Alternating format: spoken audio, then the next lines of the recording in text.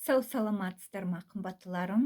Жұмада жарыса айтқан жақсы сөз өмірлеріңізге береке әкелсін. Күндеріңіз сәтті өтсін. Сіздердің алдарыңызда осындай оюлы әдемі кимешекпен отырмын. Бүгінгі тігілген еңбегім сіздерге қалай көрінуде, шамам келгенін тіктім, және де жақсы бір анаға тарту етемін, сыйлық жасаймын деп ойлаудамын, Алланың қалауымен. Енді таңда жазылған өлеңімді оқып берейін.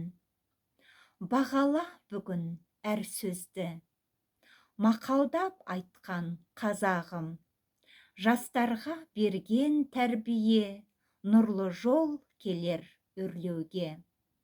Ауыздан келер қасиет, сөз шығар әсем төгіліп, өріліп өрнек әрбір сөз, көкейден күміс өнетін.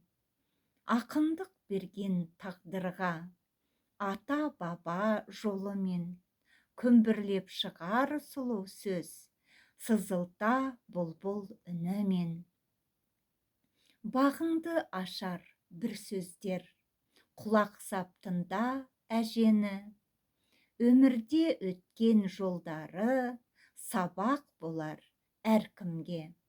Бағала өмір шырағын, қорғай біл дауыл жолдардан.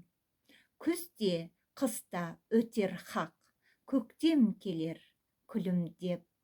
Шындықтан тұрар өмірін, бағала әрбір күндерін, сырғиды сансыз сағаттар, өмір өз жолымен. Сау саламатта болыңыздар, күндеріңіз сәтті болсын.